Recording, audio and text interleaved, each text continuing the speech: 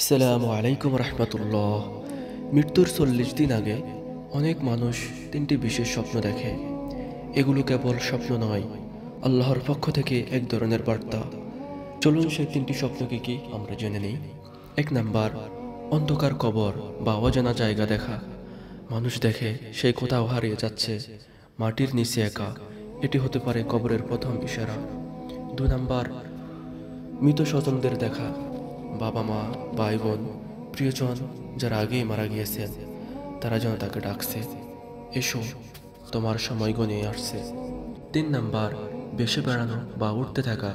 আত্মা যেন শরীর থেকে বেরিয়ে যাচ্ছে, ধীরে ধীরে দুনিয়ার মায়া ছাড়ছে। প্রিয় দর্শক শ্রোতা, এই স্বপ্নগুলোকে হালকাভাবে নেওয়া যাবে না।